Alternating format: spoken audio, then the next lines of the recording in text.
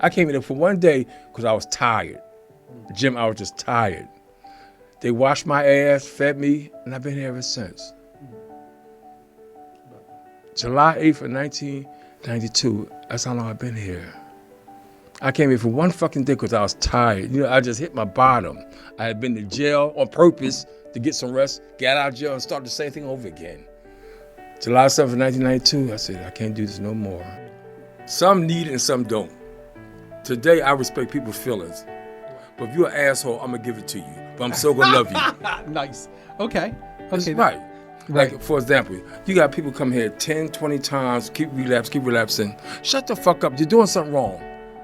You know something, Jim? I said, I've been here over 33 years, and I ain't found a reason to go backwards.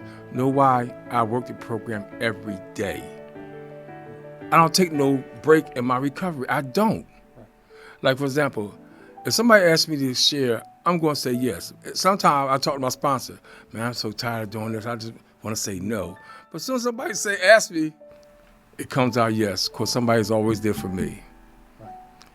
And the life we live today is so relaxing and comfortable. Right. I can do this shit so simple. This shit is simple for me. Right. It's simple. I know I'm not getting high no more. I don't doubt my mind. We didn't want to hear shit. I did. I had no problem listening.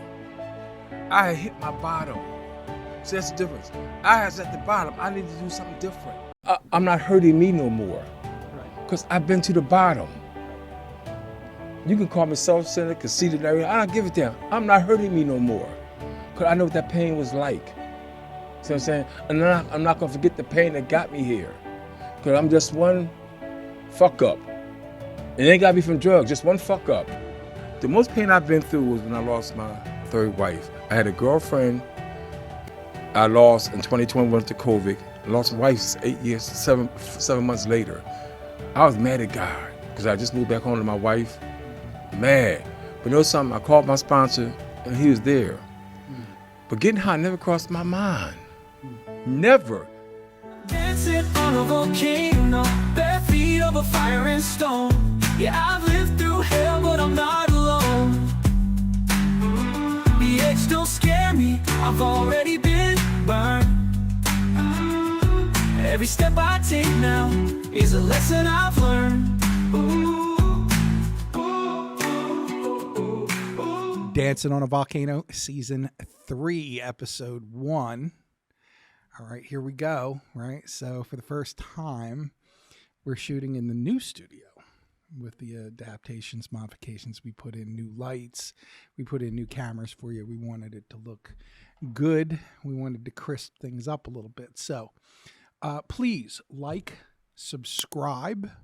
We have many, many people watching the episode, but not as many are liking and subscribing.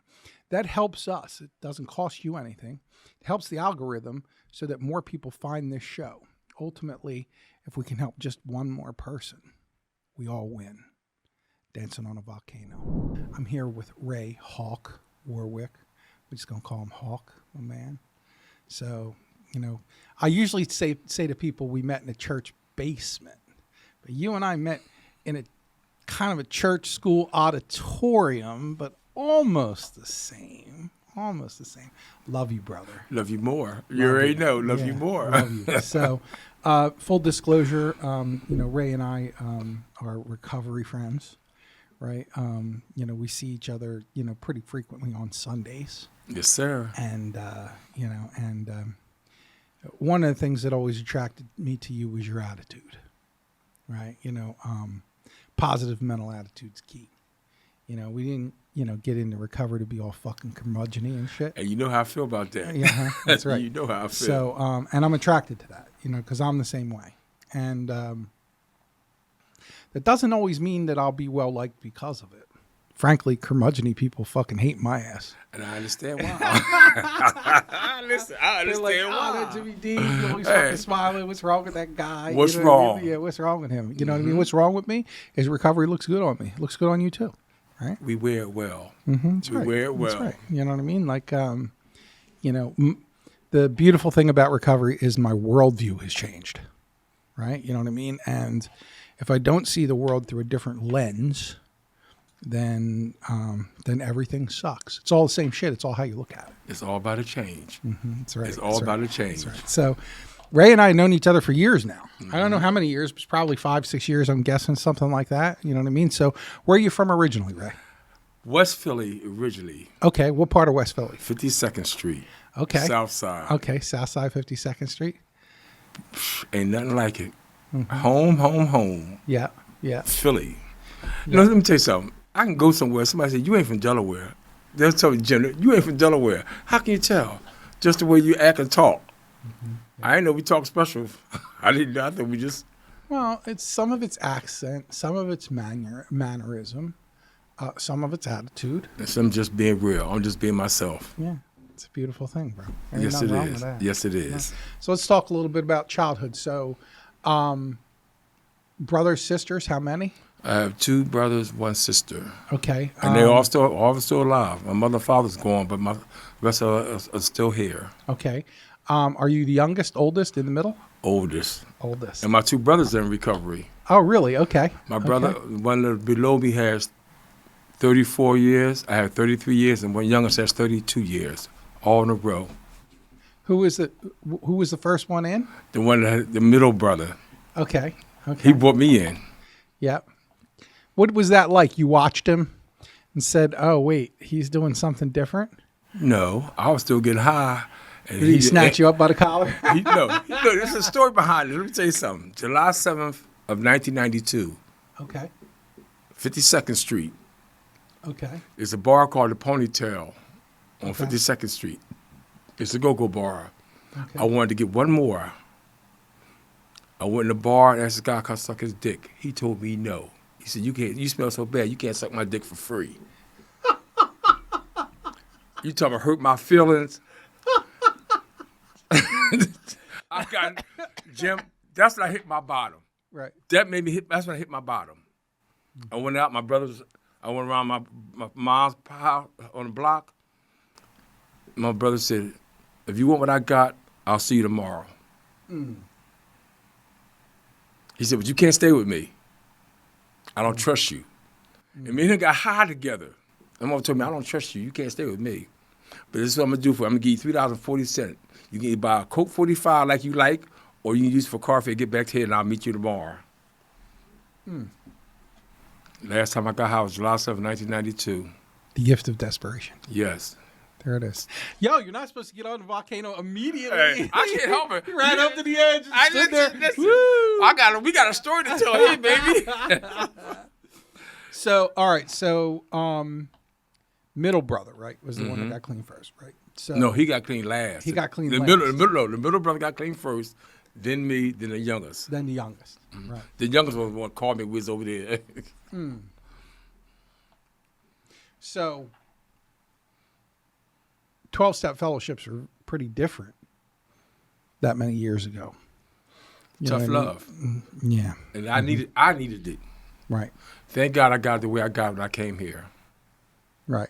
You think if they would have handed you soft, you would have rolled? I'd have beat your ass and took your shit. Jesus, I'm being honest. Right. That soft talking wouldn't have worked for me. Right. Because the way I was raised, I gang war all my life. I was in the streets all the life. I rumbled. I fought a lot. I was in the service. I was a grunt. Right. I'm a Vietnam vet. Right. You talk nice to me, I ain't gonna respect you. Right. Right. So that tough love program they had then, when I came in, is what I needed. In other words, shut the F up and sit your ass down. Well, let's talk about that a little bit because we're going to double back to your history because I'm interested in that. But since we're on the subject, Okay. do you think what it is now still works, but in a different way? Because it's not as tough anymore. You don't get a lot of sit down, shut the fuck up. You know, we want to hear how you get high. Well, because if somebody would have said that to me, I would have rolled the fuck out. And here's why. Because when I came in here, I was a motherfucking CEO already. Okay. Right? I wasn't trying to hear that. Right. You know what I mean? Like, Right. for real. You know what I mean? Like, you know, that I would have saw that as disrespectful and I would have rolled. So, to me, what I think works, and this is just my perception of it, is that just like there's all manifestations of the addict, there's all manifestations of approach. And you might be getting a nice end from one person and you might be getting, the hard talk from another. But as long as there's a blend, right, you get what you, because if everybody was hard, people would roll.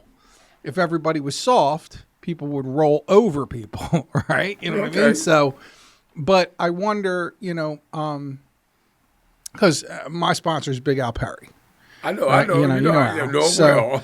So, you know what I mean? And he's a hardliner, but he also has I think what has become a modified soft approach because of the years he's been around, right? Right. So, and I think based on what I know of you is I've never heard you hardline.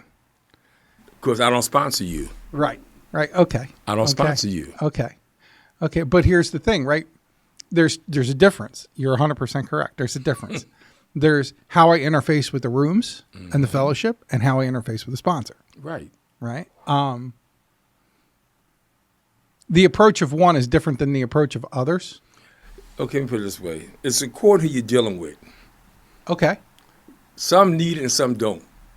Today, I respect people's feelings. Right. But if you're an asshole, I'm going to give it to you. But I'm still going to love you. Nice. Okay. That's right. Like, for example, you got people come here 10, 20 times, keep relapsing. Shut the fuck up. You're doing something wrong. Right. But I know that person individually. See what I'm saying? It's like I know this person for years. Right. Motherfucker, shut the fuck up and do something different. Right. Call me and talk to me. See what I'm saying? It's just, it's according who it is. Because most people I deal with, I know. I just ain't going to talk like that to them more because the times have changed. Somebody might pull a gun on me and blow my damn head off if I talk to them the wrong way today. Times have changed. That's true. But if I know you individually. People don't go to fists no more. Right. They can't fight. Yeah, right. And they can't shoot either. But yeah, right. Yeah. but still, my whole point is, it's according who it is. I still give my sponsees, I can just look at them and say, here it come. So let's rewind a little bit. Let's go back to, so we're in Southwest Philly, right? So you're 71. Yep. Right? So you were born in 54, right? So mid-50s, South Philly. What was it? Was Southwest predominantly black in the 50s? No, my block was mixed. Right. My block, because Al was just talking about how his block was mixed. My block was mixed. Right. Okay. Everybody knew everybody. Right. You could your mom could beat my ass, send me home, I'll go get another ass whipping. Right. That's how close it was. And we didn't respect our elders. Right. And the whole neighborhood was mixed, and we got along well. Right. Yeah, I'll talk about that all the time. How the mixed neighborhood was good for him. It was great. It really was. Yeah. So, mid-50s growing up, mom and dad home together at the same time? I was fortunate to have both of my parents. Okay. Did mom stay home, dad work? Mom stayed home, dad worked. Okay, what did dad do? Heavy equipment operator. Okay. And I ended up doing the same thing. Who was the disciplinarian between mom and dad? Dad. Yeah. Dad fuck you up. He was not playing, right? Dad would fuck you up. But thank God he was the way he was. Okay. Okay, I'd have been, who knows? Thank God he was the way he was. Was there addiction in your family beyond your brothers? Like, did you see it in parents, grandparents, anything Everybody like that? drunk back in the day. Drinking wasn't a problem. Right. Because everybody did it. Right. So nobody had no problems. Yeah. Mm-hmm. Yeah. Mm-hmm. Yeah, we saw that too. Yeah. We saw that too. So, did you get along with your brothers? We never put our hands on each other, and we had never fought each other. My father didn't play that shit. Right. If you're going to fight, you better go jump somebody out in the street, and y'all do it together. But you will not fight each other. Right. To this day, we talk with them every day. Every day. That's how close we are. That's awesome. Family's family. And dad was not fucking around, huh? Not at all. Not at all. What about mom? She kind of lay low key, or what was her style? She said she had to say, but not the way Dad did. Okay, that's what's up. So, how about what was school like for you? I missed 5 days out of 12 years. Wow. I remember like yesterday. I missed 5 days since the kindergarten to 12th grade. 5 days. Wow. We went to school. school come easy for you, or was it It's very easy for me. Right. I had a ball in school. I had fun in school. okay? That's where my boys was at, the girls was at. I had fun in school. Right. Did you play sports? Everything. Everything. I played everything. Football, baseball, basketball. I played them all. And I was good at it. That's another thing. I was good at it. So dad's a disciplinarian, heavy equipment operator. Mom's working from home. You and your brothers ain't fighting. You're doing good in school. What was your favorite subject? Just curious. Math. Okay, that's what's up. Math. Okay. So then let me ask you this. So you graduate high school. Were you already talking to the Marine Corps recruiter while you were in high school or no? No. He came to our school one day, and I just seen them damn dress blues. Jim, them things look so good. Mm-hmm. You know, during that time when I was in high school, they was drafting. Okay. At that time. But my father gave us an ultimatum. Either you're going to go to college, you're going to work, or you're going to get a job, but you can't stay here after a certain amount of time. I was tired of school. I said, let me go to the Marine Corps. 3 days after I graduated, I was in the service. I graduated June 20th. June 23rd, I was in Paris Island. What year? 72. Tail end. June. Nam. Tail end of Nam. The cleanup Right. part. Yeah. They deploy you?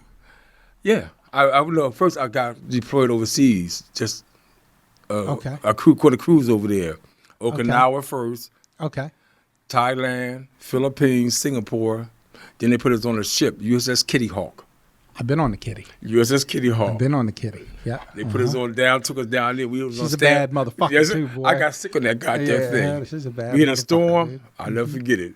Tied a bucket around my ass. I got so God, I'll never forget it. But the USS Kitty Hawk. They took us down on the outside of Vietnam. We sat there on Gulf of standby. Tonkin and then fly you in? Yep. Just stood on the standby. And while we watched When did Saigon fall? When did they start evacuating? Was that 73? 74. 74. Like, Right. So you were in a fucking tent. Yes. Yes, you were in a tent. Yeah. Yeah. Thank you for your service, brother. Thank you, my brother. Same to you. Yeah. Thank you. It was a hell of an experience, man. But I try to tell a lot of people how And you're a grunt too. 0341 Mortar Man. Okay. A gunner. So, how long were you in country before they put you in the shit? I mean, immediately. Immediately. Yeah. Immediately. Because see, when we went to Okinawa, you close enough to get there. Right. Right. You close enough to get there from Okinawa.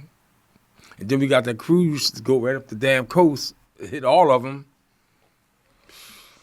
But my best part of that thing was Philippine Islands. PI. Yeah. We steam right by her. Pinatubo, Magsaysay, like we were on our way to the Gulf. Right. Okay. We were on our way to the Gulf. When you were getting clean, I was in the Gulf. Yeah, okay. Struggling. Okay. Yeah, because you know something, a lot of people don't say, when you're in the service, because you've been there, you get good drugs. Oh, absolutely. And I try to explain, when I came home, I had a habit, because I got good shit overseas. And it was cheap to us. They, by the time I went in, there was a zero tolerance policy. So if you pop positive once, they kick you out. And what they were doing was the command would come in and with a dice, and they would roll the dice, and the numbers on the dice, if they matched the last digits on the social security number, you were going to get the whiz quiz. Wow. So, you know what I mean? So for me, I was trust and belief from the moment I went in until the time I get out. I wanted to get high every fucking day. Every day. I didn't know about recovery, and I drank like a fucking fish every chance I got. Who did in the service? Oh yeah, but you give me 30 days leave, it was on and popping. You know what I mean? Like, and I was like looking at my watch going, okay, how many days was that? Well, will I piss clean again? Because I figure when I get back, they would, check me or whatever. But, and of course, all drugs that weren't checked for were, they were on. So, psychedelics, they weren't checking for psychedelics. So LSD, all that shit, nobody was looking for that. So, so it wasn't uncommon for people to, trip acid or, See, but when I was in there during the 70s, they didn't do all the checking and everything. Shit, on the aircraft carrier, on the Lincoln and on the Kitty, specifically on the Kitty, my boy was telling me that there used to be a room called the Take Some, Leave Some room. He said, and they went in there and they spatter painted it with, paint for black lights and shit. He said, you go in there and reach up in a fucking bulkhead and come down with a fucking joint and smoke weed or whatever, put it back, and then go up and work on a fucking flight deck. I'm like, that's the last place in the world I want to be high is on the fucking roof, man. That shit's fucking dangerous, fucking as it is without all that. So I can't even imagine, what it would be like to smoke some weed, go up on the roof, man. Woo. I mean, actually, the drugs were just so easy to get in the service. Yeah. Mm-hmm. And it was a lot of guys I know got kicked out. A lot of guys I know. My era, they wasn't kicking nobody out. Yeah. They needed. They needed us, right? They needed us. Yeah, so to deal with some stuff, because I was only 18 over there. I was 18. I went in at 17. You smoke a lot of weed in country, primarily, Acapulco Gold, Panama Red, the real shit. Yeah, right. That shit that make you gag, so the smell got you high. Overseas, the drugs is good. I ain't gonna lie. Shit was good overseas, and it was cheap. A lot of guys come back with heroin habits. I'm scared of needles to this day. Yeah. Only reason why. Perfect example. Went to the doctors today to get blood work. I'm hollering. My wife said, "You punk ass, shut the hell up." I'm hollering. Yeah. I've never really been a needle guy either. So I'm scared to death of needles. Yeah. That's why I never did it. Yeah. Mm-hmm. I was snorting and everything, but I'm scared to this day. I don't look. Yeah. That's the only thing that saved me from it. So I found other ways to get high. Did your whole unit make it back? Yeah. Mm-hmm.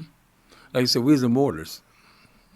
You're not in the rear with the gear, but you're not running point. Right, ain't running point. Yeah, we halfway in between. We halfway in between. Yeah, that's fucking right. That's where I want to be too. We halfway in between. Yeah, Y'all the front line, we the middle line, and the big shit behind us. Yeah, right. Mm-hmm. Wow. But it was just so close. We seen so much stuff.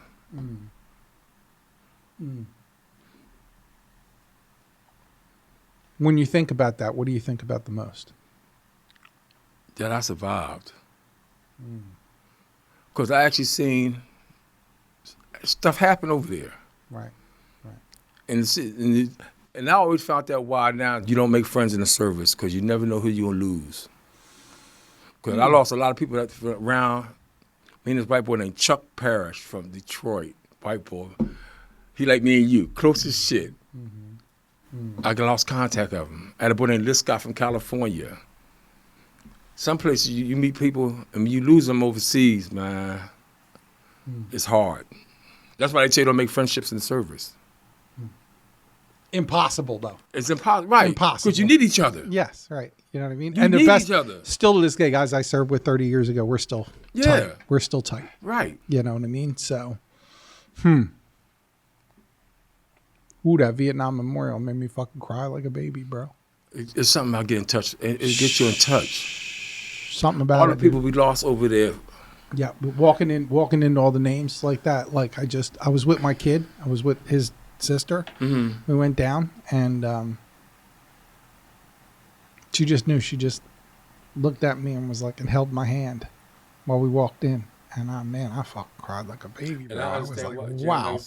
When I sat back at me, I just think and said, damn. I came through this war, thank God. Because everybody just didn't make it. And then to see bodies brought on to the Kitty Hawk, because they was bringing them on. And that's the touch piece. All these motherfuckers that I don't know, I felt bad for. War. When I got service, I was only 19. I was 19. I went in 17, got out 19. Young. To see all this shit, crazy. To be involved is even worse. I think about it all the time, a statistic, and we'll come back to this, but that we lose more people from overdose every year than we lost in the whole fucking Vietnam War. You're so right. So I think to myself that we're in a war of a different kind. Yep. You know what I mean? And people ain't protesting in the streets on this motherfucker. You know what I mean? Like, yet it's hitting every household, every community, family after family that you'd never expect, losing, sons and daughters and mothers and fathers, that Fentanyl is fucking unforgiving as a motherfucker. And know what fucked me up about that situation? If you pass out, they give you fentanyl to bring you back. If you some kind of pain, that's what they give you. Right. Mm-hmm. Yeah. That's why I stay scared. The horror stories kill me. I'm scared. If you ain't scared, something wrong with you. Oh, people are fucking using trank and all kinds of shit, and their fucking arms got big giant holes in them, and it's just hard. So, you know what I mean? So, I think all the time about, like we buried a friend of mine. I had like 3 or 4 years clean, and he was like my running partner. I used to scoop him up for meetings, and guy by the name of Pilatos, this Greek kid. He was the bomb, dude. He was such a good guy. And Al sponsored him too. And when he passed, I was wrecked. It was like the first time in recovery that, I lost somebody that I was also like literally making meetings with him all the time. Like I spoke for him at a convention, like, you know what I mean? I think it was the first or the second Delco convention, you know what I mean? He got like the 3 or 4 o'clock chair commitment. He was like, "Yo, will you come?" And I was like, "Yeah, I'll be there." Right, you know what right. I'm saying? Like, what was I gonna say? No, but he, a little bit of heroin and crack and 1 day run, and that was it. And 1 day. And we went to the funeral, and dude, his mom screamed. You could hear, in the church, you could hear from outside scream. We were like, Al and I stood outside, 2 of us, and he hugged me and he said, "We got a lot of work to do."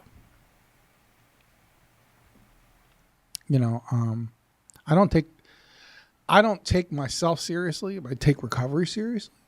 I also realize the powerlessness of what we deal with. You know what I mean? Like you just want to shake somebody and be like, dude, like you're playing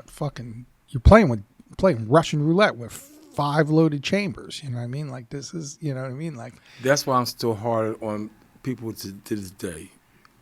Right. I can't talk nice to you because I'm mad at you, but I love you. Right. You know what I'm saying? Right. I'm going to give it to you hard because it worked for me. I'm going to make you try to understand the best of my ability. But it's not going to be nice what you want to hear. I'm not going to tell you what you want to hear.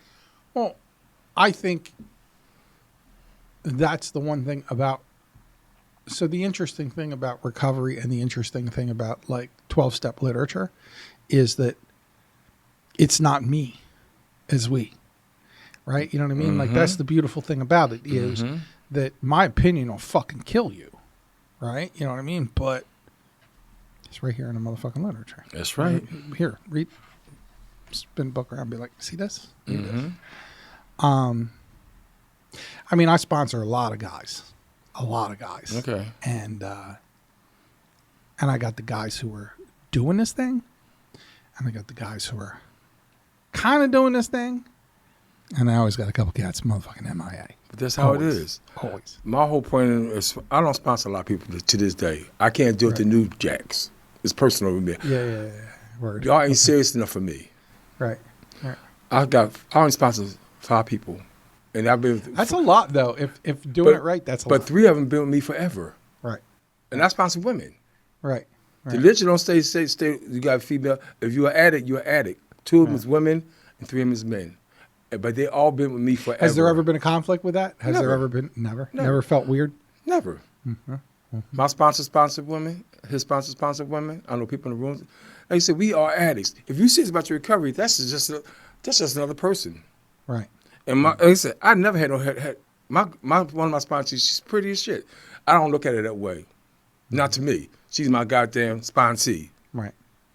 They become like family. And that's what it is. She knows everybody in my family. And I've been her sponsor for 26 years. 26 years. My other sponsor, Kelly, I've been her sponsor for 20-something years. Wow. My man, Duck, I've been his sponsor for 20-something years. I can't deal with this new breed of addicts. It's my own shit. Well, let me ask you about that. So let's unpack the concept of new breed of addicts, right? Because like there's a part of me that automatically wants to agree with that, right? Automatically, right? Because, you know what I mean? Like this is these are different people. This is, you know what I mean? They don't want to hear shit, whatever. We didn't want to hear shit. I did. Right. I had no problem listening. Right. I had hit my bottom. Right. So that's the difference. I was at the bottom. I needed to do something different. Right. I didn't have no problem with you cussing me out. When was the last time somebody asked you to sponsor him? 2 months ago. Now, what did you do? You said no, or you No. asked him somebody else? No, Or- I took him. Oh, okay. That's what's up. I took him. You think they'll stick around? Yeah, he's gonna stick around. Okay. But he lied to me, and I got a problem with that. And the reason why I found out because this girl told me, but he Yeah. lied to me. Yeah. And I don't play. See, I don't lie about nothing no more. To this day, I ain't gotta lie about nothing no more. And that's because of the program we work. Well, so let's talk about that a little bit, right? So, convention, right? One of my grand sponsees up in that joint, right? We all went to lunch or whatever. You know, my guy tells me about it. His guy says, yo, he's just back. He got like 4 days. And he was like, honestly, I don't know if it's 4 days or not. I don't know exactly what it is. You know what I mean? I was like, well, word, whatever. So, you know, they get down, you know what I mean? They got 600-700 people in the main room for clean time countdown. You know, he was, hug squad John with the shirt. Suddenly his shirt is off. And he's sitting in the audience or whatever. And I'm like, so I grabbed my boy and I'm like, yo, sit next to him. I'm going to sit behind him. Let's not let him bail the fuck up out here. Because you can see him, like he put headphones on in the middle, like he literally sitting there in the middle of clean time countdown with headphones on and shit. I'm like, yo, you know what I mean? Like he's struggling in his head. And I was like, and they come down to 4 days and 3 days and 2 days and 24 hours or less. And just beforehand, I think they were like 30 days. I leaned into him and I fucking hugged him from behind. I was like, listen, man, you ain't got nothing to be motherfucking ashamed of, bro. What we're about to do is for you, and it's going to be off the hook. I know it's uncomfortable. Just hang in. I love you. And I hugged him. And I could tell, you could see, his fucking ass cheeks was walking around on the seat. He was uncomfortable as shit. But he got up for 24 hours less. That 4 day shit he was talking about at lunch was gone. Right. The inability to accept personal responsibility includes honesty, right? And my inability to tolerate people who are on their own journey is sometimes part of the problem, right? So for me, I want people to, so one of my favorite parts of the literature is coming to believe, right? You know what I mean? And coming to accept and coming to understand and coming to have faith and coming to love and coming to trust and you could just apply that to so many different things. The words come to are so powerful because they inject the concept of a process rather than an event. And it's helped me so much because my expectation of where somebody is intolerant of where they are. Correct. And robs them of the process of getting there. You know what? Like Al talks all the time about, you know, honesty, open-mindedness, and willingness. We're well on our way. He said, fuck that shit. He says, acceptance, faith, and motherfucking commitment. So I didn't have any of that shit, honesty, open-mindedness, and willingness when I got here. He said, I had acceptance, faith, and commitment, and that led me here long enough so I could gain some honesty, open-mindedness, and willingness, right? But, you know, for me, part of my challenge is learning how to raise my acceptance and lower my expectations of other people on their journey because I expect them to be at the speed that I fucking want. Why? Well, you know, here's why. The exact same thing you said about the motherfucking Marine Corps, right? I don't get tight with people because I don't want to watch them go the fuck out, right? You know what I mean? And had I taken that position, it's been fucking painful. Because I've built friendships and relationships with people who have died here. Bottom line. Okay. But I think the powerful thing about coming to believe in a power greater than yourself that can restore you to sanity, the thing that really fucking gives me the ability to be able to ride or die with situations that I know might not be good. I always avoided those situations because I thought that I couldn't survive my emotions if things didn't go well. Okay. And I stayed in recovery long enough to watch people like bury theirs, not just bury mothers and fathers, but bury children, bury grandchildren, and stay clean. And realize that if I got a power greater than me in my life that can support me, right, then I don't have to protect myself from people that I would ordinarily help, but I'm fearful of helping them because I see that they're resistant, right? Like when I arrived in recovery, like, a power greater than me, I want to run out the motherfucking door. That shit was fucking crazy to me. I didn't come to stay clean. I came to put my get high on pause so I could figure out how to use successfully. You know what I mean? Like it took time. As we all did. Yeah, it took time for me to, and that's what I'm saying. So, the hard part is I've gone through these, and I've only been around for 12 years. I've gone through these phases, right? The earlier phase of my recovery probably because I'm one of them cats that went hard in the pain on step work, et cetera, right? And yes, it absolutely changed me. But what it also did was, because of my low self-esteem and low self-worth, this was something that was a new badge that I could wear. Like something I did that a lot of cats ain't doing. You know what I mean? A lot of people ain't working the process, right? You know what I mean? So I was like, right, here I am. You know what I mean? Like, it was in the early years, maybe a way of establishing, there is no rank, but maybe a way in my head of establishing rank. Like, I'm not going to be one of them cats that when they talk about the step process, I ain't going to know what they talking about. Right. You know what I mean? Like, look at all y'all not growing. Here I am over here growing. But really what it was ego, right? That was easing God out because low self-esteem and low self-worth, right? You know what I mean? And what I really was a fucking asshole. Been there, done that. Yeah, I was really an asshole. You know what I mean? And what's changed probably in the last 3 or 4 years, you know what I mean? Like it's been a slow, gradual anti-assholishness thing going on, you know what I mean? Like over time. Okay. But what's happening for me over time is that I'm not here to tell you what to do.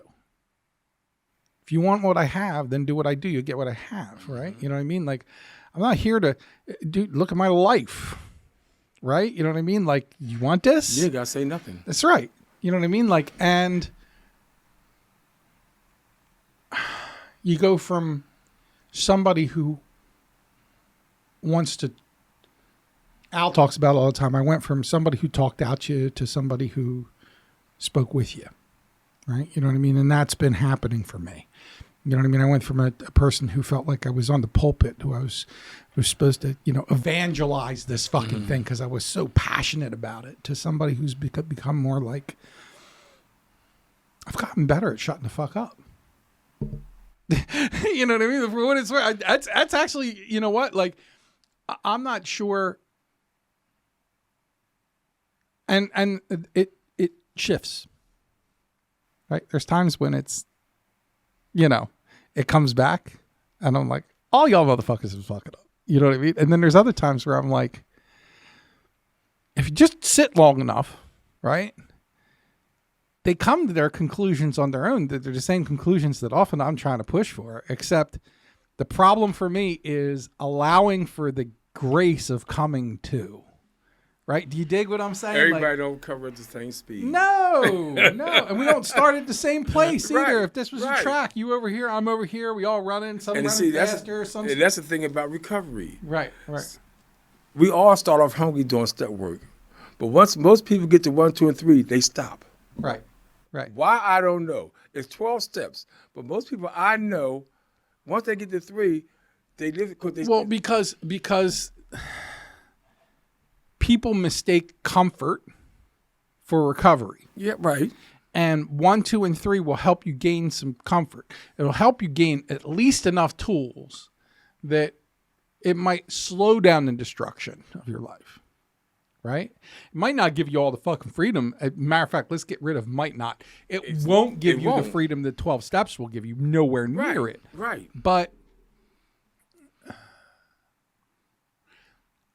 people like McDonald's hamburgers, they ain't never had a motherfucking $200 steak, don't know what a $200 steak is. And to them, a McDonald's hamburger is banging. I still love a McDonald's hamburger, for real, right? But people who have never really tasted that deep level of freedom are willing to accept this less version of freedom because people don't really want to fucking work. They're like, okay, this freedom's good enough. I'm cool, whatever. You know what I mean? I'll go work this job and all this and all that. They don't realize that they're in danger. You know something, Jim? I've been here over 33 years, and I ain't found a reason to go backwards. Know why? I work the program every day.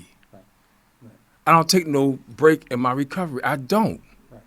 Like, for example, if somebody asks me to share, I'm going to say yes. Sometimes I talk to my sponsor.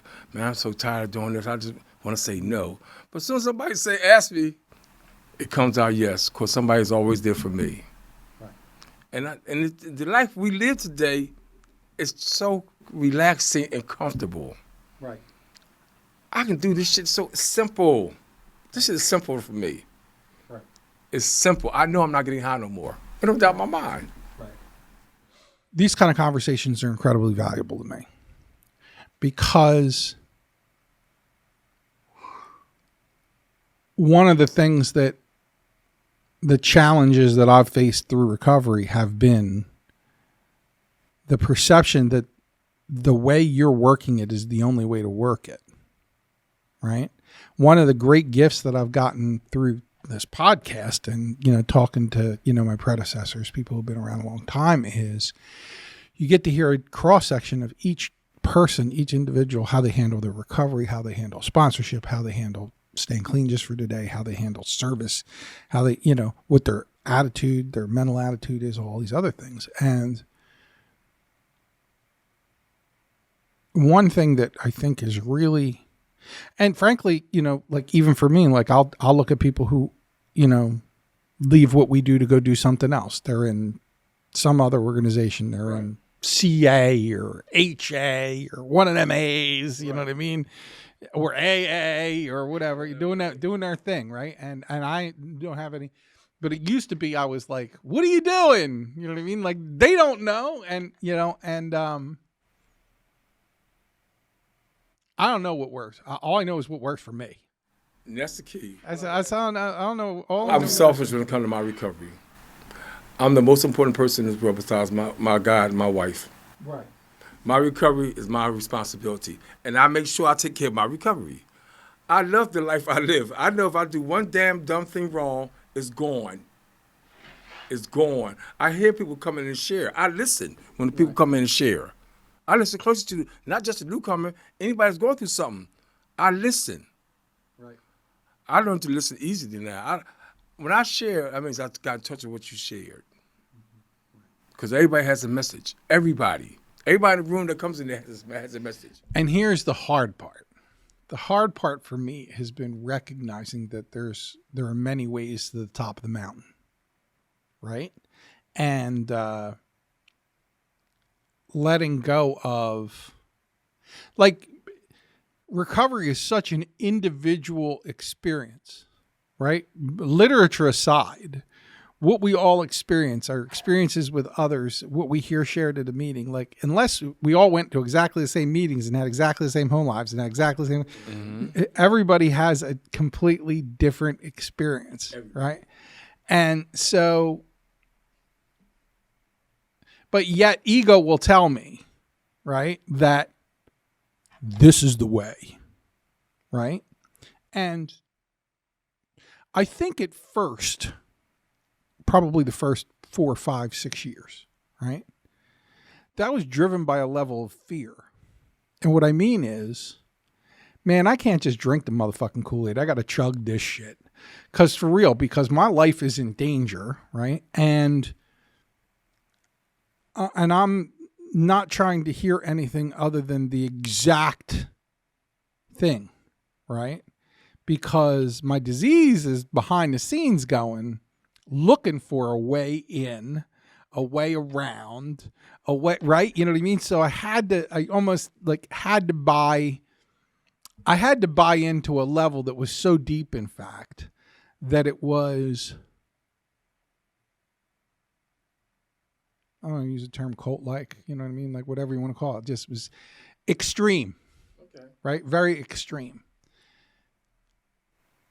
It's like anything else, I guess, you know what I mean? Like, extreme shoes hurt. When you get them, they're new, they hurt, you know what I'm saying? And then after a while, you wear them Johns in a little bit, and I don't blame nothing on my disease no more. Okay. I've been here so long. If I choose to do it, I just do it. I don't blame shit on my disease because I have a program and I follow it every day. So if I do it, it causes no damn disease. The devil don't mess with me. Them drugs don't mess with my life. My life ain't about drugs no more. My life has changed over 33 years. So I can't use drugs as an excuse of what I got to do. So then what do you chalk it up to? Choice? Choice.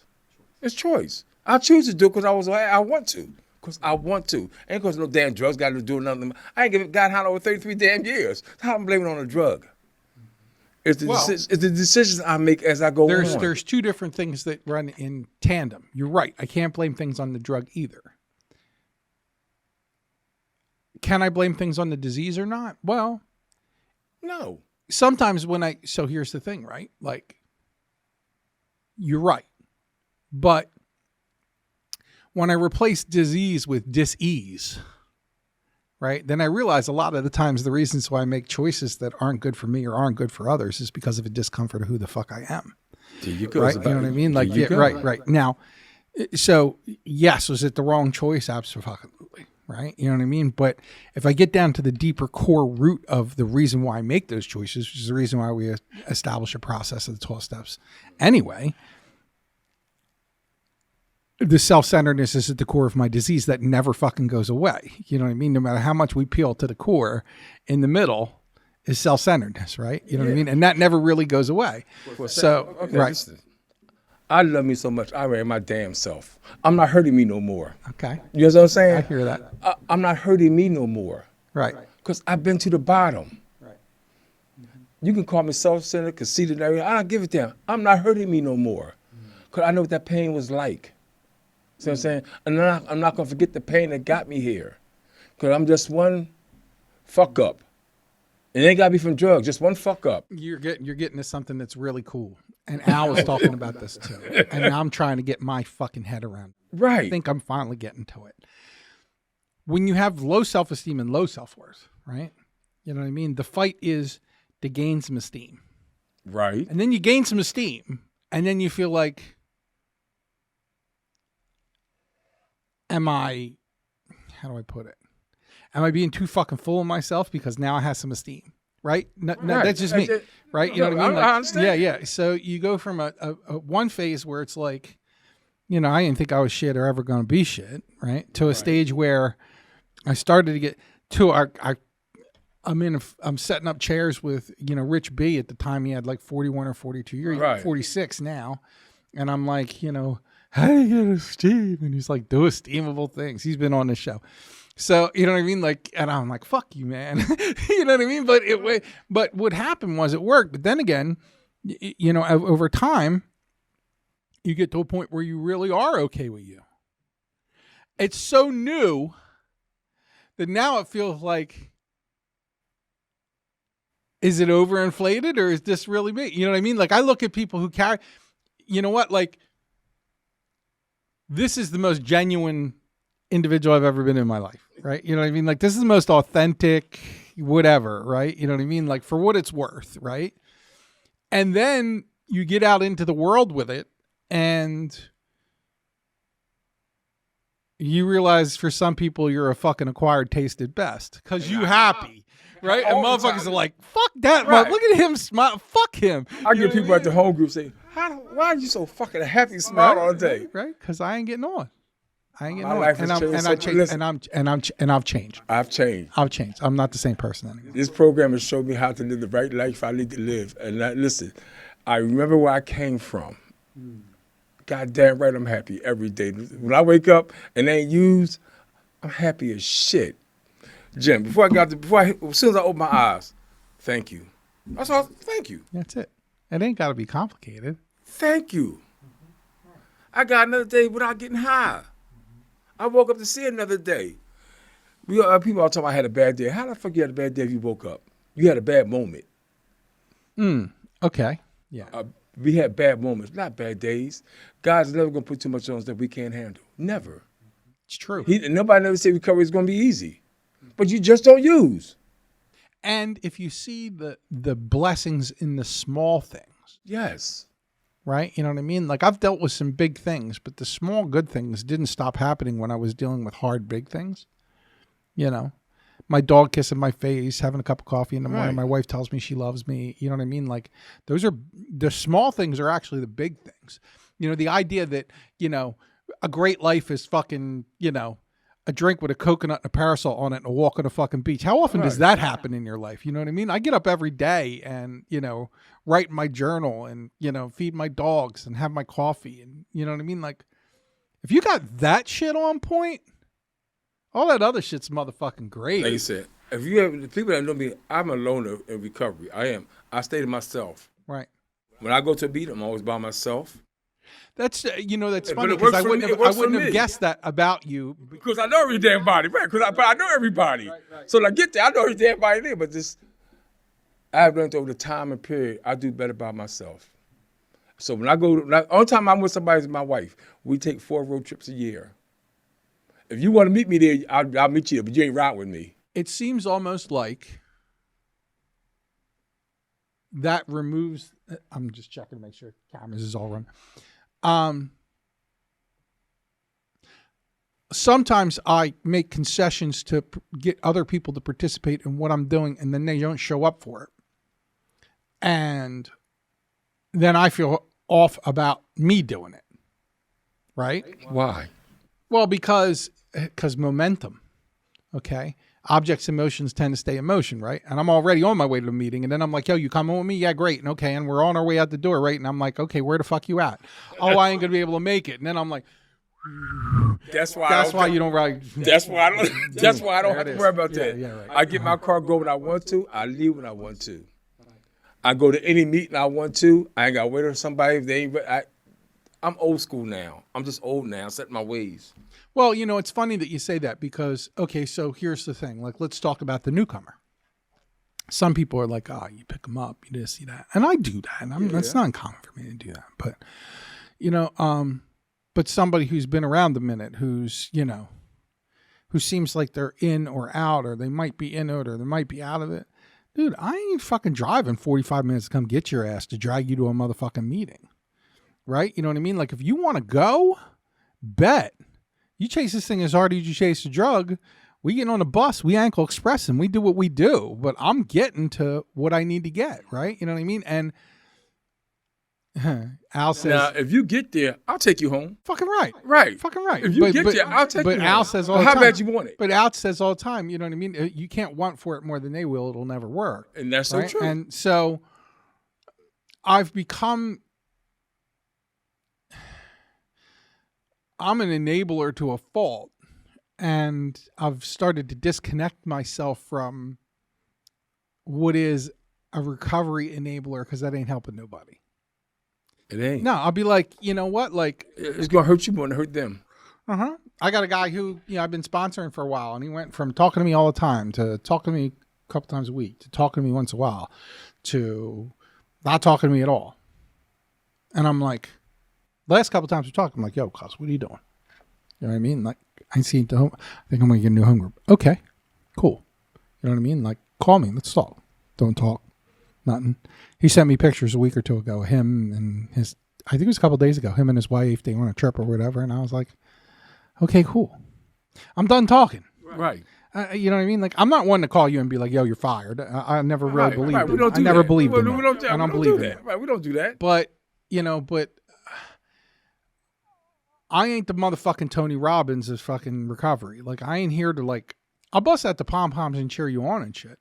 But if you don't show up to the game, I ain't there with the pom-poms. It's just that simple. Mm-hmm. Mm-hmm. You got to do the work. You got to bring yourself to the situation. Mm-hmm. And I'm a true believer and you got to participate. You got to. Jim, you have to do your own work, and it's the process. Right. Right. We can't lead you to the goddamn water if you ain't going to drink it. Come on, this is about you.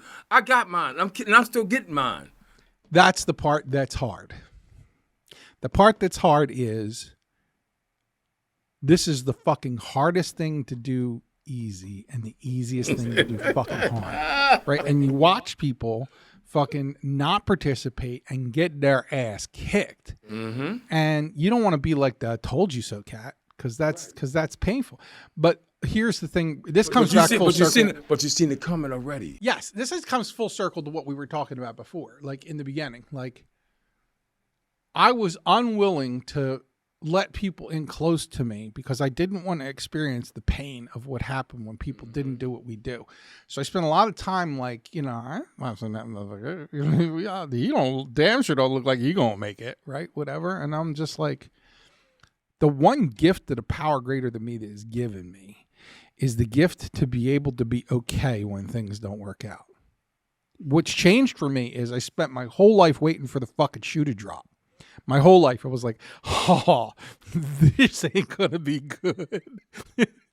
Nothing good is going to come out of this, right? You know what I mean? And it's given me the ability to be able to participate in things where the outcome might not be good or it might actually be motherfucking painful, but I can still do it because I know I got a power greater than me that can see me through, right? I can get in the middle of the motherfucking hurt and cry about it. And so it gives me the ability to, Al said, do fucking nothing like a whole lot of Al in your head, bro. You know what I mean? Like, what you put yourself last, you always get to come first. True, right? But the one that I really like is you don't get to choose who you help, but you get to choose how you fucking help. That's right. And that's helped me a lot. And it's so true, though. It helped me a lot because here's the thing. Like, I would have problem with the part 2 of that. I don't have a problem with part 1. I'll help everybody. Yeah. But the part 2 is choosing how you help. I'll be helping people beyond what the fuck I'm supposed to be doing. Right? You know what I mean? Like, and then copping a resentment over an expectation of a result that never came because I wanted to do it a certain way. Yes, and I invested too much in something I knew. Here's the thing. I said this to somebody just a couple days ago on a group chat. I was like, they were talking about something or whatever, and I was like, the gift I'm giving myself today is boundaries. I never had them before. Because of low self-esteem and low self-worth, I wouldn't set the bar that high, right? So I would overgive, overshare, overdo in situations where I know already too late I was oversharing, overdoing, and then the result would fucking shit can on me or blow up on me or whatever, and I'd be like, fuck this mother. I wasn't mad at them. I was mad because I put the effort in. Yes, I put the effort in. I removed the boundary, right? You know what I mean? Because I'm not giving because I'm supposed to be giving. I'm giving because I'm compensating for self-esteem, self-worth, right? You know what I mean? Like, that's what I'm doing. And then and I know full well that, Jimmy, you should have a motherfucking boundary here. And I'm like, shut up, motherfucker. Let's go. You know what I mean? And then later on be like, oh, why did I do that? It's getting better over time. You know what I mean? Like, everything happens over a period of time. And that's what we have to remember. You can't rush shit no more. I don't rush nothing no more. Everything happens when it's supposed to happen. Everything happens when it's supposed to happen. Jim, you got to remember that. Hey, I want to be a millionaire, but I ain't. I've been trying for years, but I ain't. But I ain't rushing it. One day my dream will come true. I don't try shit. I do. I don't try nothing. I do. I didn't try to get high. I got high. Yeah, and I ain't trying to stay clean. I'm staying clean. There you go. They say never say never. I'm never getting high. I don't doubt my damn mind. I put the work in, and I keep the work in. Fucking Star Wars. Fucking, it's the Yoda. Try. What does he say? There is no try. Try or try not. Do or do not. There is no try. There's no try. There is no. And I always say that. You didn't try to get high. You got high. I'm going to do this. Don't try to stay clean, stay clean. You know what? I challenge everybody. Like, that's become, okay, so you know Nazim? You know Nas? Yeah, okay, yeah. So Nas, I bit Nas's shit, and I carried it all over the fucking country. All over the world, in fact. I was, making it to midnight, not getting high no matter what, just for today. He used to say that shit. I ain't seen Nas in a meeting in a long time, a couple of years. I ain't seen him around. But you know what? He helped me, because I'm still carrying that shit. Right. People tell me all the time, Jimmy D, you're to make it to midnight, dude, the smash reset, dude. And I'm like, yeah, but it ain't my shit. You know what I mean? But check it out. You know what I mean? Like, it's become a mantra for many people are like, yo. And I'll literally, like, be in a meeting and be like, yo, it's 8 p.m., right? 4 hours. how many people going to smash reset with me? Like, let's do this together, right? You know what I mean? Like, you know, and it's just become, this thing is a lot more tangible when you break it down to small, right? You know what I mean? Like, just for today, it seems hard in the beginning. You know what I mean? So it's just like this couple hours, or just like this, you know what I mean? Like,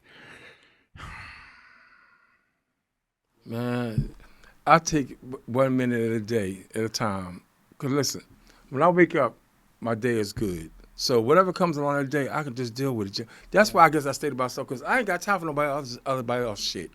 I got enough shit I'm carrying on my own. And I'm the most important person in my life besides the God of my understanding. Right. If you want me to help you, come ask me. I don't come out there. I don't do that anymore. I don't. Listen, you know how them slips come around to sign? I stopped signing them because nobody never calls me. I've been here over 33 years. I might got 4 phone calls. really? Yeah, but know something? I started signing them. I started signing them again. But see, if you want my number, you got to ask me. I'm old school. That's how I got to put the face to the number. Right, right. So now to this day, if you want my number, ask me. I'll give it to you, but use it. You gotta be selfish when it comes to recovery. Yours recovery comes. I remember, man. Shit. Trying to think for a second. Ellis, my man Ellis, mad at me 4 or 5 years ago because he used to pass around the phone list and shit, and be like, name. Get to me. I write Jimmy D. Little stars on both sides or whatever. So then when I talk to somebody, I'd be like, yo, man, I'm on your list. The little asterisk on says that's how you know it's me. He pulled me aside one day. He was like, you ain't no motherfucking star. And I was like, oh.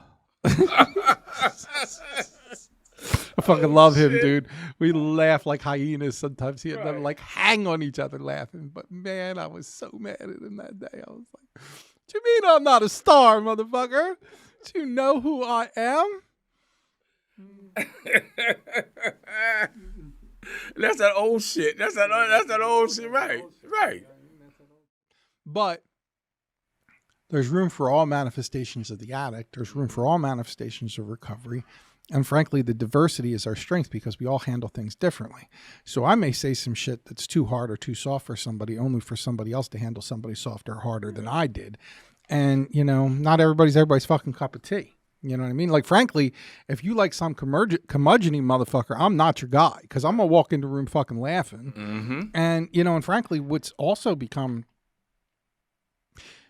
I've started to get better about talking about what my life is really like. Right? Because I was fearful to share that, because I was like, they're going to chase, they find out how good you live. They're going to chase you with the motherfucking pitchforks and the torches. I brag so goddamn much about my life, don't make no sense. I talk shit. I talk shit. Where I came from, I talk shit about where I did. Me and my wife take 4 vacations a year. Right. A year. We do road trips. Right. I travel speaking. Right. Why? Because God has put me in that place to do that. Right. I remember not doing none of this. I'm 71 years old. I'm having the best time of my damn life. I'm enjoying life. And then the person is about me. Isn't that crazy that your shit will suck and you won't, and you'll inflate it to make it sound like better than it is because you don't want people to know that it sucks. And then when your life is fucking off the hook, then you want to tell everybody your life's all off the hook because you don't want them, you know what I mean? Because you don't want them to hate. Because if you ain't got haters, you ain't doing something right. You know what I'm saying? So you don't. We got haters no matter what, but I don't give a damn about them. I don't give a damn about them. Right. Because I'm the one that. I've gotten better with it. No, I am one of the happiest people in this world. Mm-hmm. I tell my wife, you make me so damn happy because it's our second time around with her. Yeah. Oh, so you've been with her twice? This is my second time around to this one, doing what I'm with now. Ouch. God bless you. Yeah, that's fantastic. But it's the best thing ever. Right. I ain't never been as happy in my life. I was an asshole the first time we got married. I wasn't ready. Her mom caught me cheating. Our marriage lasted 30 days. She divorced me after 30 days. Some kind of way God. How many years has it been? That happened? Yeah. Well, we've been married now going on 4 years, so it's about over 30 years ago it happened. Wow. Over 30, when I first got clean. What did that conversation start out like? Where you were like, Did she come at you like you motherfucking dog and shit first? Right. I had to show her. Right. But in that meantime, when I lost my second, she's my second, and I lost my third wife to COVID in 2021. Some kind of way, we just stayed in contact. 2022, we got to get back together on Juneteenth and ended up being apart.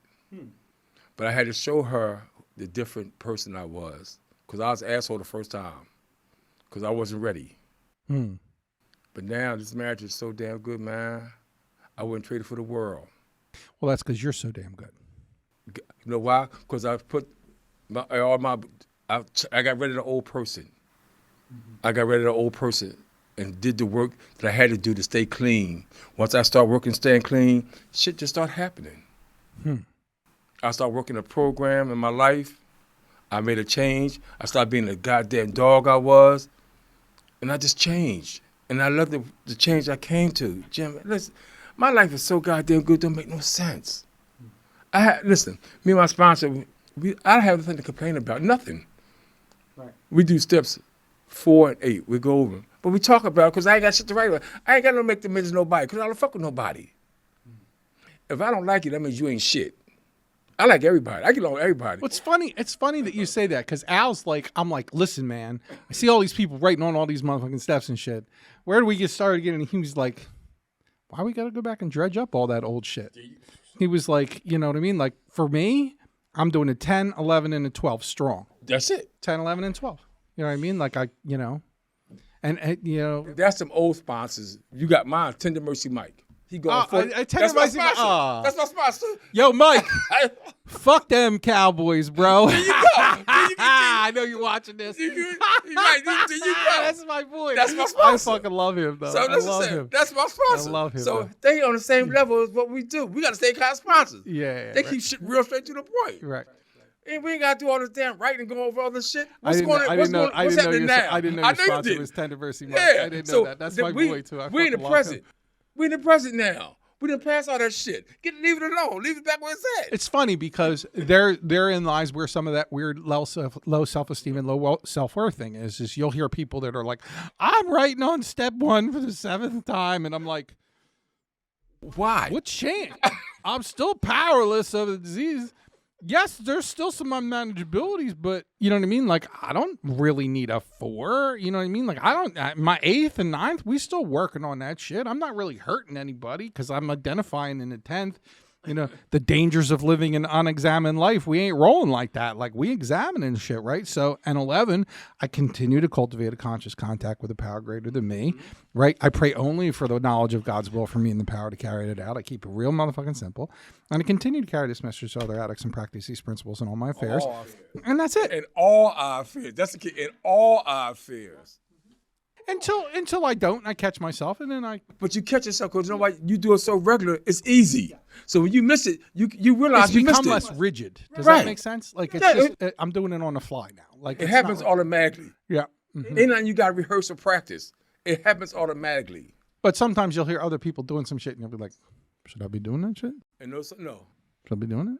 And so I don't do that. I say, why? Well, that's what Al. So I'm thankful for my predecessor. Al is like, you know what I mean? Like, you know, I'm not much of a reader. He said, but if you stay around Narcotics Anonymous long enough, they'll read all this literature to you. Yeah. Right? You know what I mean? I'm like, because, you know, like, same thing for, you know, like, I want everybody to work things exactly the way I work them.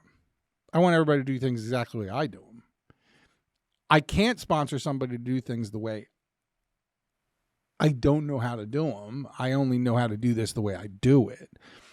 I'll tell you a story. So I've never talked about this on the show before. So a guy who was my sponsor's arch nemesis, he used to say, right? He was one of the top addiction counselors on the East Coast.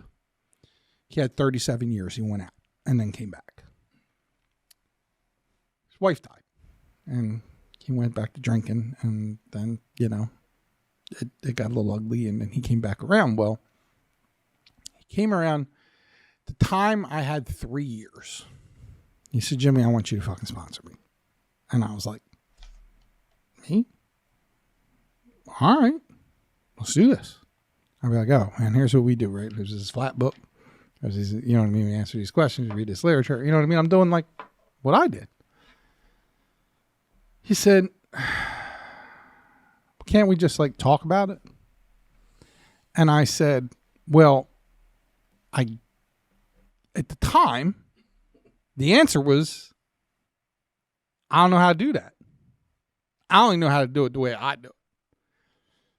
I said, Big Al, yo, what do I say?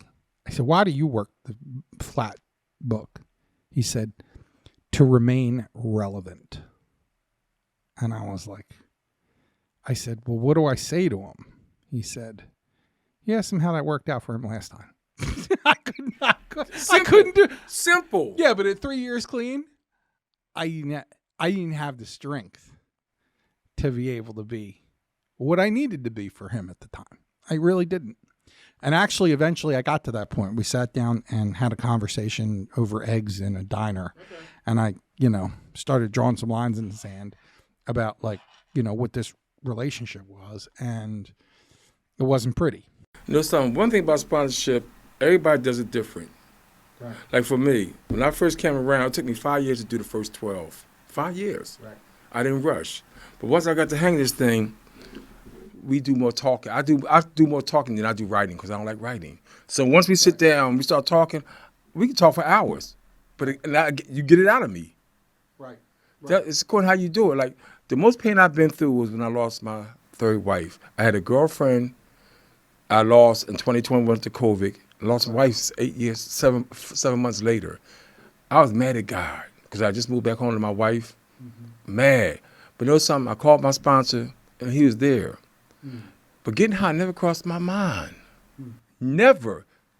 So once I'm not, I don't really think about, you know what I mean? Like even when I'm around people, like the crazy thing about fucking chronic is everywhere we go now. Everywhere smell like chronic. And that time I was good. That's some good shit. Oh yeah, smell like I never smell so many skunk get run over in my motherfucking life, dude. I'm like, yeah, everywhere I go. We being honest. That shit smell good. That's good shit you smoking. Mm-hmm. I can't do it. So I'm not gonna knock you what you do. Yeah. Like my son, my daughter, they get high. That's on y'all. I don't. They my kids. I don't preach shit to them. They know what I'm about already, and they get high. I got angry out of jealousy. I did. When people used to get on and shit, I'd be like, how long you getting on? And I can't smoke the sticky icky. Like, what's up? You know what I mean? Like, and really because they will smoke the sticky icky and go home. And I will keep smoking the sticky icky until I can't pay my bills. That's right. It's just that simple. Yeah, it's just that simple. It's really easy. It's not that, you know what I mean? Like, it's just that simple. I don't knock nobody for what they do. I can't do it. Well, here's the crazy thing. I could, but the outcome will not be good. No, I can't. I guess what I'm saying is, ain't no I could shit. I can't. No, so here's the thing, right? Like I choose not to. Okay. Right. People who are like using is not an option, right? I was like, well, if using is not an option, I ain't got no reason to come to a fucking 12-step meeting anymore. Using is always a motherfucking option. Yeah, and the reason why, so I continue to participate in this process because I don't never want to vigilance. Right, like an ongoing strategy for a long-term. We can't afford to forget. Yes, exactly. We can't afford to forget. Those who forget are doomed to repeat, and it's just that simple. I keep my shit simple, straight line, straightforward. Like, my sponsor gonna quote that damn book without looking. Oh God, that beautiful from cover to cover. Oh yeah, he can go one page. Don't even gotta look at it. He know it by heart. Right. I'll say something to him. He just off his head. I'm just the opposite. You gotta tell me, and then I go remember it. Well, there's all manifestations. Yeah, right. But you'll get me through that situation. Right. I can hear somebody share something real fly off the fucking wall. I'm saying I'm gonna use that shit. Mm-hmm. 5 minutes later, it's gone. Yeah. But I got the message though. Mm-hmm. I got the message, and the same as message is, I just can't get high. I just can't get high. People talking about how they had a drug dream. Okay. I can't control my dreams, so I don't give a fuck. Yeah. I can't control it. Once in a while. Yeah. They come and go. I had some bangers, bro. I did too. Yeah. But no, I didn't lose sleep over that shit. Mm-hmm. Yeah. Mm-hmm. I just know I can't get high. Jim, ain't nothing else. I just can't get high. Mm-hmm. And I'm not getting high. I love the fucking life. I love the life. So I what? live. So what is your right? So you travel 4 times with your old lady, right? That's fantastic. 4 times a year, right? What do you have you still got things to do. You still got plans. You still got things you're trying to figure out. Like if you were going to draw out like, next year, 2 years, you know what I mean? Like a target, something you're trying We to got hit. a cruise to go on. We going Right. to Hawaii. So we Okay. got a plan. I just got back from Big Island. I was So just I in never, we Hawaii. never been. So Yeah. You're going to hate it. It's awesome. that's our when I turned 75, that's our trip for Hawaii. Next year is our cruise trip. We're going to make plans for. We go where we ain't been. Okay. Yeah, that's what's up. I got plans to go to France. Okay. And I'm going to do them. It's on my goal list. I have no reason not to. Listen, I will never be broke again. I don't get high no damn more. I always tell someone, I keep money in my pocket today. I don't get high no more, so why should I have money? Right. When I was getting high, I had nothing in my pockets. Well, that's a manifestation of 2 pieces. That's a manifestation of not getting high, and that's a manifestation of making other choices that are better. Right, and we learned this through the process of staying clean. I pay my bills on time. I do everything I got to do. I'm traveling today. Like I said, I'm over 70. I'm well seasoned. I got no reason not to. I have no babies. Right. I don't know, but nobody live with me but me and my wife. I have no babies. My youngest is 26. Everybody got their own place. Right. Why not? My kid, right. So it's just me and my wife. When we do road trips, it's just me and her. Right. We don't need nobody with us. We have a ball together. We travel together. Ain't nothing like being in love all over again when we threw ourselves out of it.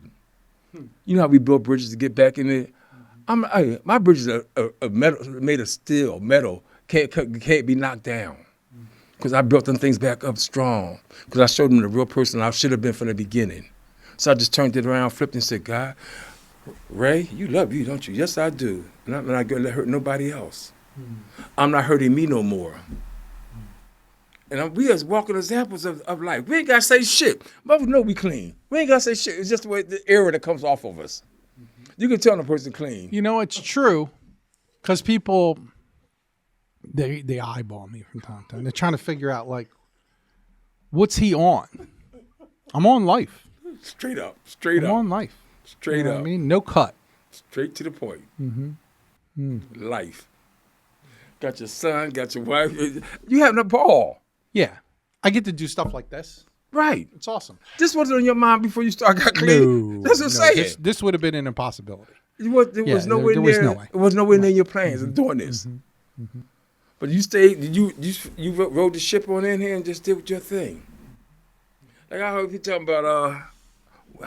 We had a bad day. I hate to hear somebody say they had a bad day. You might have a bad moment. As long as you stay clean, all your dreams will come true. Well, so here's the thing. There's this author I really dig named Brene Brown. Brene is a shame researcher, doctorate, badass. Top 10 TED Talks on TED. She was one of them. She got honest, like hardcore honest on the stage, floored everybody. She uses this terminology. I've read like 5 of her books, dude. Audio book. I don't sit down and read it. I power through some audio books. Right. She'll use the term story that I'm telling myself is. Right? That's what she'll say. She says, as long as I say the story that I'm telling myself is before I say what the fuck it is that's in my head, then I realize most of the things I'm saying are just a story that I'm telling myself. Right? Okay. And it works. Because I realize that a lot of things I'm telling myself are just stories that I'm telling myself, but I don't realize that because it's just the narrative. But when I put that in front of it, I go, wait a minute. I'm just telling myself a motherfucking story. That's it. Know something? When you talk about yourself, you can't go wrong because you know yourself. So when you share about yourself, I don't have problems sharing when I go to share. Like if I don't need no, like how can I put this? I read the literature so much, I know so well where you ask me shit, I don't need to know top. I'm gonna be there because I read the legend, do the legend so well. I don't need to bone up on anything. Right, at all. Right, you're saying. I don't need to be like, hang on a minute. Right, you know I ain't gotta do none of that. Yeah. So when I get there, I apply that literature to myself, and I put myself into the literature, so it's easy to share about. I don't care what it is. It can be a step tradition, a living clean book. I use me as that example in that situation. Because I have done the work with my literature, my step work, and the books. I read all that stuff. I know all that stuff. Like the back So of my what's it hand. like to be sponsored by Tender Mercy Mike? Has he been sponsoring you the whole time? No, no. Okay. When I moved to Delaware, we got together. So he's been my sponsor now for about 10 years. About 10 years. But see, we have a good. He's the funny. bomb. He's I funny, fucking right? love him. He's the bomb. He's funny, Yeah, you know. He's great. You know But what I he mean? know his shit. Yes. And he works his program every day with 40 years. He come up 40 years. Mm-hmm. He know his shit like the back of his hand. Mm-hmm. I love him.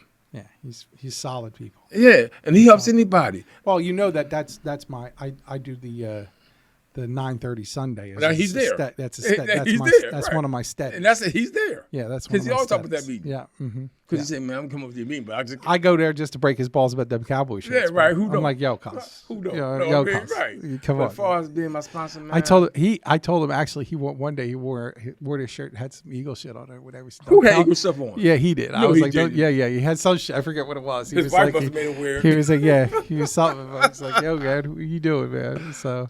He must have lost a bet. Yeah, something. You know, had to, oh man. no, I fucking love him though. He's so cool. And like I said, he knows his stuff. Not more, nothing less, nothing else.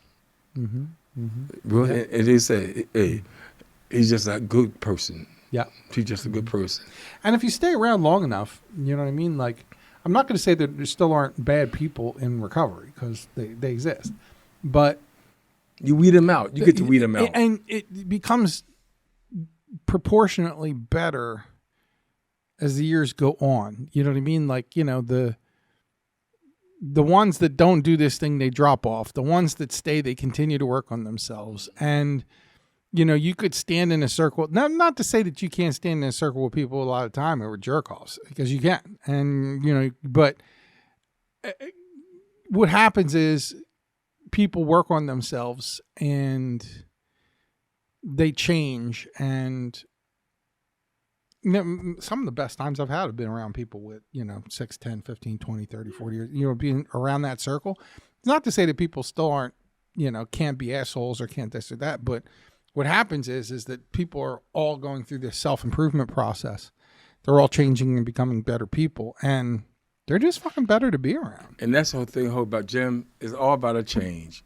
Right. It's about making changes in your life. We make some bad decisions along the way, but they can be corrected. Like I said, I didn't expect to get my wife back again. Best thing ever. God do things when you least expect That's it. a crazy story too, brother. Yeah. That's awesome. That's awesome. I ain't never been as happy in my damn life. I'm not knocking nobody else before her or whatever, but You this weren't time, prepared to be this happy. I wasn't used to it. Yeah. You know, I've been a couple men. I was an asshole, wasn't ready to be the man I should have been. This time around, my program was so strong where I worked it. I was just making meetings, chasing meetings. I wasn't chasing the women. I was just going to meetings. And somehow God just put her back when I least expected it. We would sneak and be away. Sounds like what's different's gratitude. Grateful and gratitude, Yeah, right? Gratitude. You know, Man. gratitude makes what I have enough. How about that? Well, this is my third marriage. It was my third marriage, but to her for the second time. Who would have thought? Yeah, that's insane. That's insane. And it's the best. Like I said, I'm not knocking the other two I had. At that time, it was I good. wouldn't knock any of the ones that I've had, but Right. the concept of me getting into a marriage with my first wife, I would rather jump. Okay, right. Right. You know? Said with love, you know what I mean? Like, not because for any other reason than that, just, you know. It's the part I played in it that made it Yes. bad. Yes. Right. And truth is, you know what I mean? There's probably some, there's truth in that. You know, See, what I mean? I know- I played a part in what I went know on, I so, did. yeah. And I've got a real 4-step in my life. I know. Right. I, See, you know what I mean? could do it today. I could be honest about this Yeah. today. Mhm. I was the asshole in the marriages because Right. I was wrong. I was doing dumb shit. Right. That's what step work do for you. Yeah. That's what making changes in your life do for you. Today, I live the dream. And ain't no God. I ain't gotta be rich to live it. I just gotta be happy, joyous, and Well, free. you know what? So here's the thing. That's something that I've learned to change too. is the concept of wealth, right? You are rich. Mm-hmm. You got wealth, plenty of it. You know what I mean? People can't buy a motherfucker. Millionaires can't buy it. They clean, first of all, right? I know how many people who, you know, get into their 50s, 60s, 70s and they lonely, or they curmudgeon-y. Right. Or they got a shitty attitude, right? Or they, you know what I mean? Like they can't live with gratitude, or, you know what I mean? Gratitude, altitude determined by your attitude. You know what I mean? Like, you know, like you're wealthy, brother. And I'm enjoying every bit of it. Like I said, God has blessed me, truly blessed me. Like I said, I don't know too many people at my age don't take no medicine. I'm 71. Right. Only thing I got to fuss about is my knees, so I'll take my time and walk slow. I take a cholesterol pill a day. I check my sugars maybe every other day out of there because they ain't jumping off the hook like that. I ain't taking no medicine, all these drugs and stuff I'm putting in my body. How dare I not be grateful? God has blessed me. He took me off the streets of being homeless, being a trick, being a Vietnam vet, gang war all my life. How dare I not be grateful for where I am today? I didn't come here to stay clean. I came here for one day because I was tired. Jim, I was just tired. They washed my ass, fed me, and I've been here ever since. July 8th of 1992, that's how long I've been here. I came here for one fucking day because I was tired. You know, I just hit my bottom. I had been to jail on purpose to get some rest, get out of jail, and start the same thing over again. July 7th of 1992, I said, I can't do this no more. Can't do it no more. My pop's gonna kill me. My pop's, I'm gonna kill your ass. I'm tired of you hurting your mother and me. I'm gonna blow your fucking brains out. My brother said, he ain't worth a day. Look at him. I was weighing 146 pounds. Just grateful. 33 years later and still going strong. I'm fucking grateful you're in my life, brother. You ain't said shit, baby. I love you. Hey, I love you more. You already know that. Let's do this. Dancing on a Volcano, episode 1, season 3. We kick it off strong, right? My man here, Ray Hawk Warwick. We'll just call him Hawk. Thank you. Love y'all. I was staring at the Tune in next time for more Dancing on a Volcano. thinking maybe it was time. Episodes are Had a hot. note in my pocket. Conversations strong. Few Love words you. in a See you line. again soon. But the night pulled me closer to a circle of chairs where broken men whisper that they've been there. Now I'm dancing on a volcano, bare feet over fire and stone. Yeah, I've lived through hell, but I'm not alone. The edge don't scare me, I've already been burned. Every step I take now is a lesson I've learned.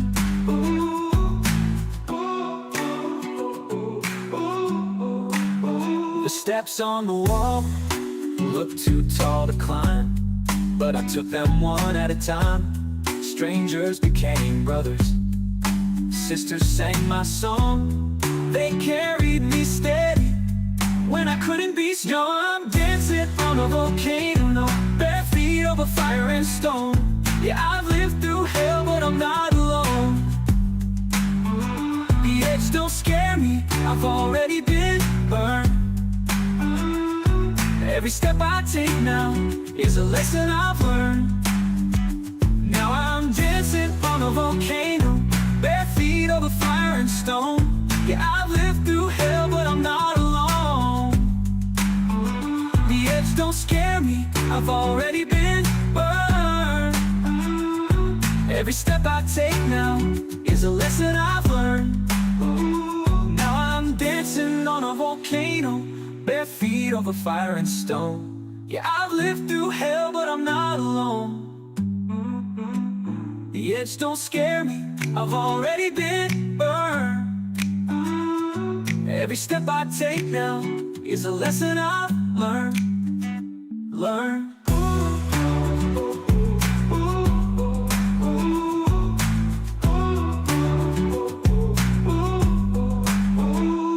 I found love in the quiet, hope in the pain. Happiness grows like flowers in rain. I was ready to fall, now I'm learning to stand. Life feels lighter with God in my hands. Now I'm dancing on a volcano, with a smile where the ashes blow. The fire tried to claim me, but I let it go. edge don't scare me, I've already been burned. Any day I'm living is a day I've earned.